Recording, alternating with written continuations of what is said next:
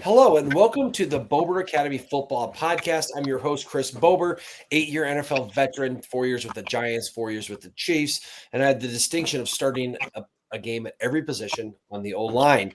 We're coming back to you for our Lineman of the Week feature here featuring the Elkhorn Antlers, which we're excited about. But before we get started, just a quick reminder, right down there, if you're watching this on YouTube, is the subscribe button. So if you could subscribe to our channel, we sure appreciate it. And then, of course, the notification bell is down there. And if you're listening to this podcast on one of your podcast apps, be sure to subscribe to our channel. And then our handle is @Bober Academy on all the social medias. We love to hear comments, shares, reposts, all that kind of stuff. So, like I said, we're continuing our feature, of the week feature, right? Coach McVey, the new coach at Elkhorn, like I reached out to him and I said, Coach, let's have a couple linemen on. He gave me like 15 names, right? I'm like, I love that you love linemen. I do. I don't know how many we can put on here. You know what I mean? So it looks like he broke it down to the seniors, which we're very excited about that. So we got Coach McVey, the head coach, right? Jakob Beyer, Barrett Holmquist, Isaiah Weasel. Weasel, how do you say your last name? Weasel.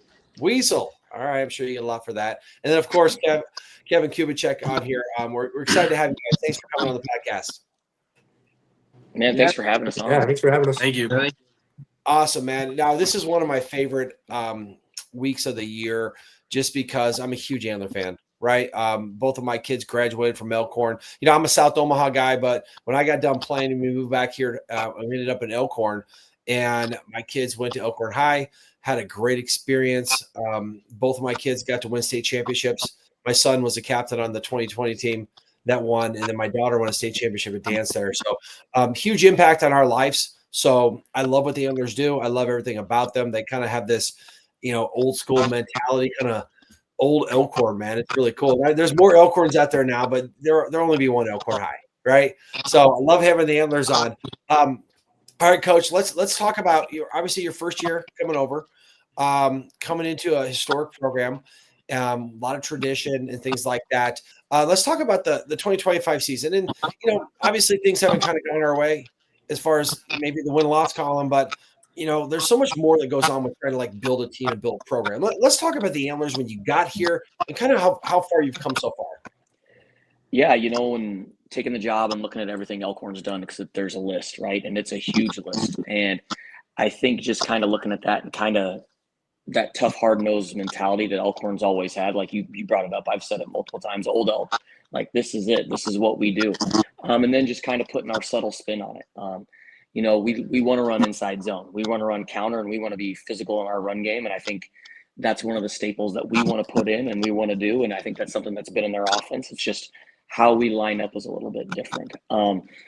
We're 12 personnel, so we're still using – we just took those two backs and moved them out to the side a little bit, and they're out there running around the block and maybe catch a pass or two every once in a while. Nice. I love it. And, I know because I when I started coaching here a couple of years ago, some of the stuff that I brought, it takes some time to really get familiar with what you're trying to do. And that's hard. I know it is. And, I watch the highlights, man. I see what you guys are doing, man. It's a slow process, right? But it is a process, right? It's a process to kind of, and what I always say is, I'm quoting this from a guy who didn't coach me, but coached right after me with the Giants. Tom Coughlin wrote a book. You got to earn the chance to win, right? And there's so many little things to do, and you have to do it and reinforce it. But you just got to keep pounding that rock, man. And someday you'll be rewarded on the scoreboard, and sometimes you aren't. So I get what you're doing out there. But let's talk to Jakob, right? Jakob, you're a captain, right? Yeah. Okay, well, tell me about this team, right? It's easy for people on the outside to just automatically look at a team's record and assume that, they're no good, they don't have anyone. But, if you've ever been on a team, you know it's different than that, right? Sometimes things happen. But tell me about being a captain of this year, what it's like being a leader of this team and what you had to do as captain. I feel like there's no feeling like it. It's like you can't really recreate a feeling like this. It's fun, like knowing that you have guys who count on you to be in every day, being the best that you can be, and like if something goes wrong, they can fall back on you and like you can bring them up. Nice. Yeah, captain's a big deal. I got to play football for a long time, got a lot of awards and things like that. And I always say being a captain is probably one of the greatest honors I ever received. Like when your teammates vote you captain, it's a really big deal. There's really nothing like, walking out there for the coin flip just because you're the dude on your team. And there comes a responsibility of that. Now we also have, obviously everyone on here is a senior. Let me talk to Ben real quick. Ben, tell me about senior year. What it's like being a kind of the dude. Finally, right? You're in it. You're a senior.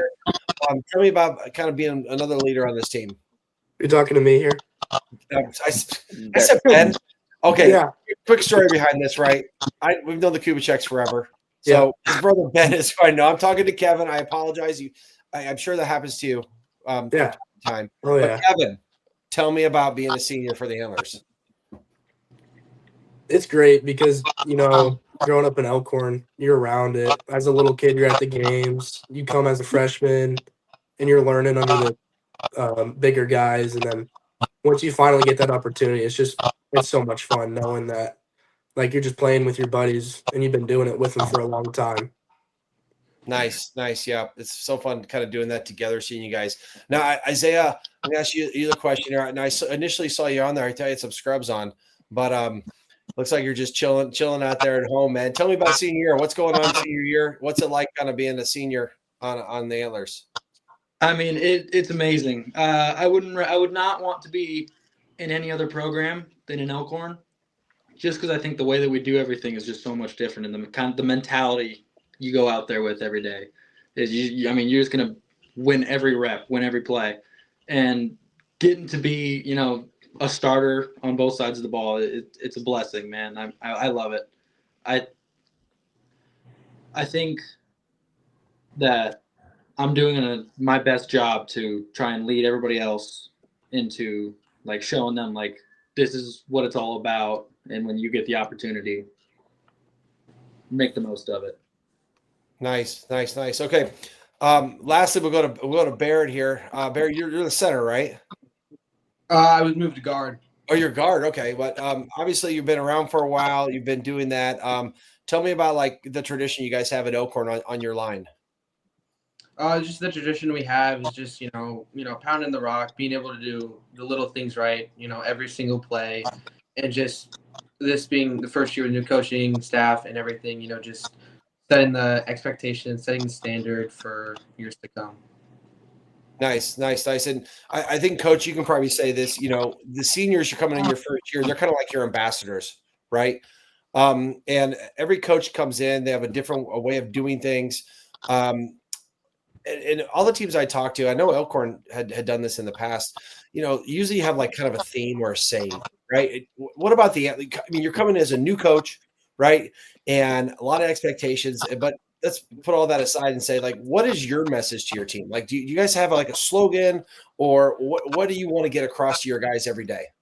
So, yeah, that was one of the things, and, I'll give you the condensed version, but we started doing senior leadership like pretty much right away in the summer. Mm-hmm. And everything kind of like had a theme as we were going through about what we were doing and what the program was kind of going to be built on with our pillars of what we think, how the program should be ran. And then I kind of left it up to the seniors to kind of come up with their own little slogan.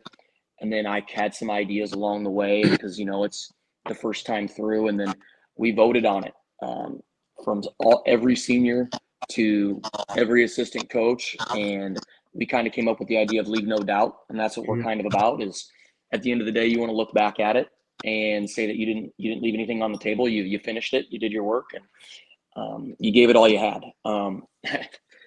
And I think to kind of drive the point home, once, 2-3 times a week, I have like different groups. So every senior had to get up and say what leave no doubt meant to them, all the way to juniors. And we're still working our way through sophomores this week. They had 2 boys get up and stand up and talk about it today. Nice. Well, do any of you guys feel like sharing kind of what leave no doubt meant for you guys? Any of you seniors? I know you had to get up and talk about it. Anybody want to share? Yeah, I can take it.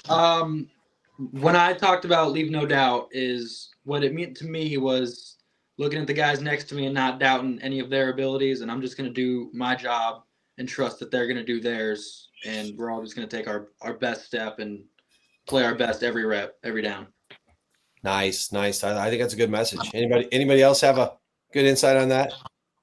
I think it's part of it's like after a game, you look back and you're not regretting anything you did, and you know that you put your best out there every time you go out there.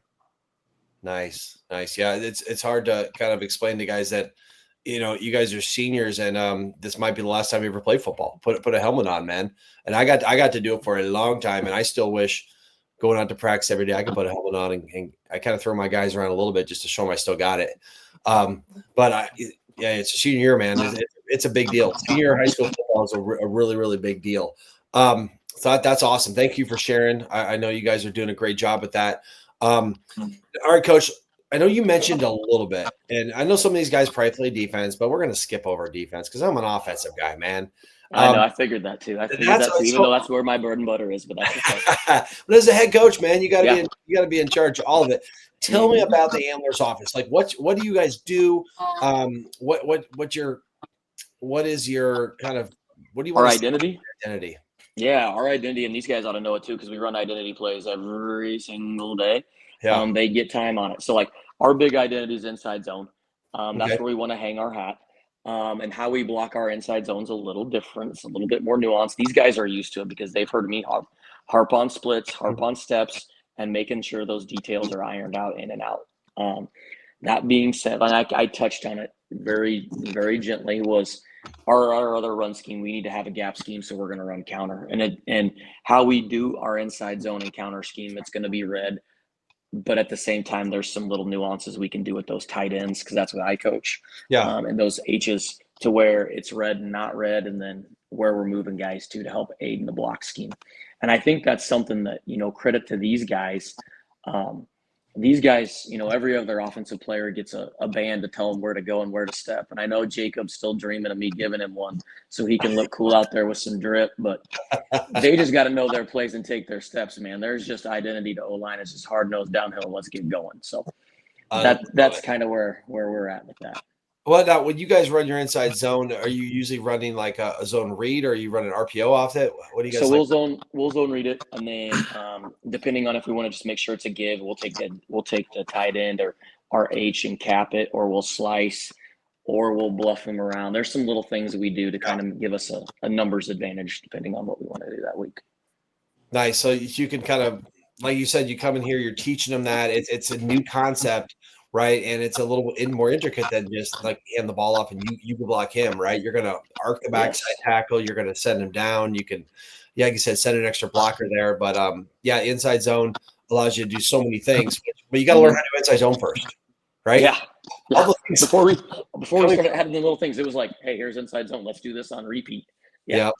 Yep. So it's one of your identity plays. I've watched some highlights because I've worked with some of you guys, right? I work with Betts, I work with Lamb, some of those guys, and so I get to watch the highlights. I think you guys run counter really well too. I love to see guys pull.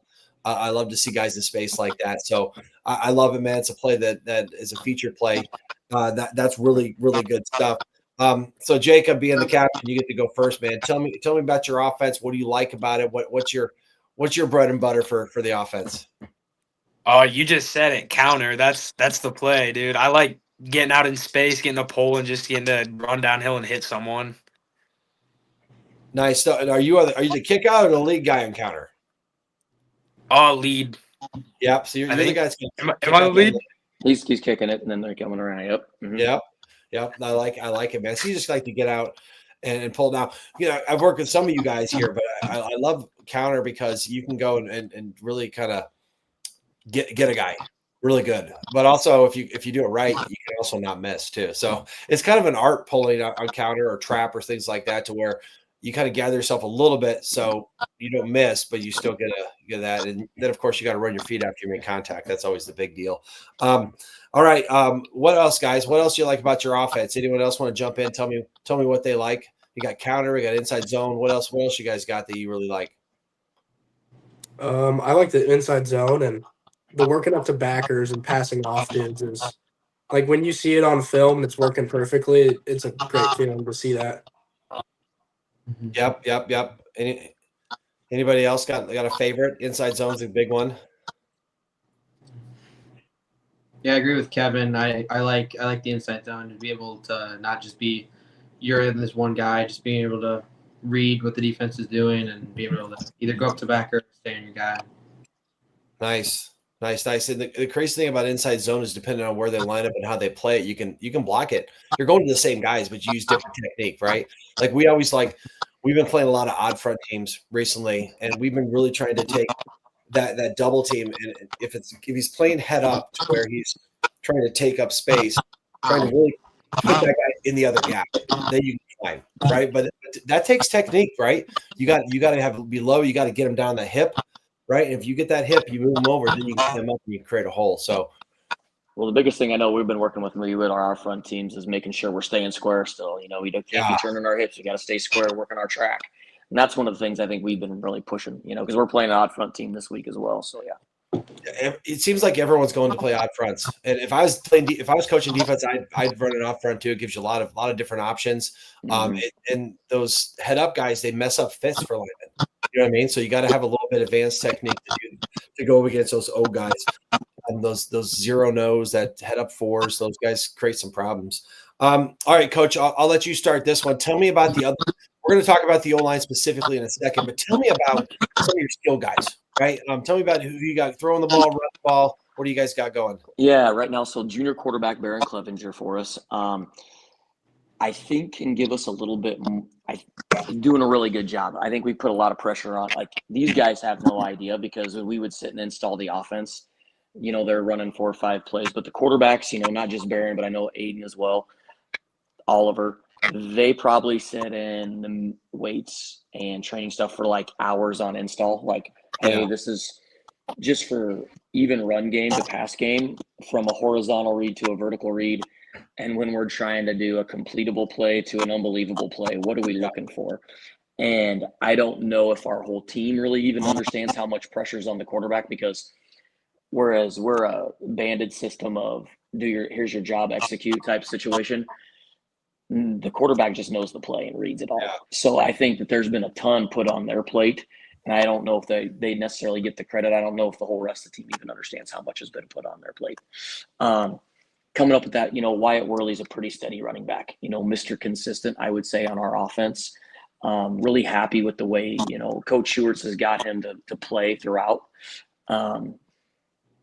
Just his vision throughout the year getting better, because I think running inside zone and making these guys right all the time.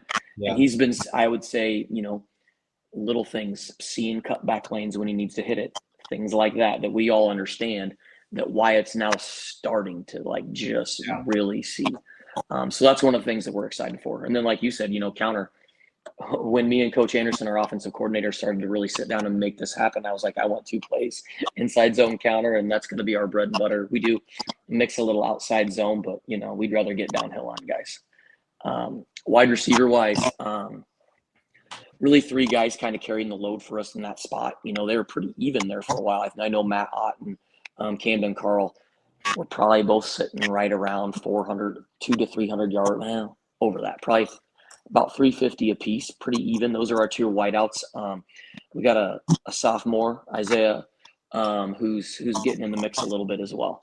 But just really proud of them, because I know they have to get a little bit more nuanced in route running this year than what they probably have. The number of routes they've been given is a little bit more than what they've probably been used to, just from depth and spacing perspective as well. That's kind of how our now, I know you play some tight ends too. Tell me about your tight ends. They're the linemen that can catch the ball. Oh my gosh, dude, those guys are our Swiss Army knife. I almost forget my own position group. Reed Steck and Brady Matale, and then we've rotated a couple other guys. Trey Pax has played, and I'm going to forget somebody, and then I'm going to look back at it. Who is it? Cam Severson's played a couple catches as well. But yeah, those guys, they really help if they can, cap a run to arcing out. We call it slicing when they slice back to the opposite side, to kick that end out. So we're not going to give it. So we're going to give it. But yeah, those guys, they've been asked to do a lot as well. I know sometimes they come down to O-line land. Yeah. We get a little extra work in. I know they've gotten better because of that. Besides just, catching footballs and things like that. Their routes have gotten good enough. Now we just need to work O-line land a lot. Nice. I like it. I like it. All right. So I'll ask Barrett this question. Barrett, tell me about your quarterback, right? I mean, because quarterback's such a position, like Coach says, that especially when you're just running a couple plays, there's a lot of reads that happen in there that probably go unnoticed. But tell me what he's like in the huddle. You know what I mean? Like the huddle is such a special place because the coaches can't be out there and you guys get to see like the true colors. Tell me about your quarterback in the huddle, what he's like. Yeah, I'd say he just, when he's under pressure in the game, he just, keeps cool, makes sure we all get the plays, and just does everything to execute the play the way we're supposed to. So in the huddle, is he a kind of guy that's really, really calm, or is he like firing you guys up? It's a mix of both. He'll sometimes get us fired up, and then other times he's just like locked in, he's focused, executing. Nice. He's just a junior, right, Coach? Yeah. Nice. I'll have him around for a little bit. All right, Kevin. How about your running backs? Tell me about the running backs. What you guys do? Hopefully the quarterbacks and running backs take care of you guys, right? Maybe take you over to get you some burgers or some food or bring you some snacks. That's what good skill players do.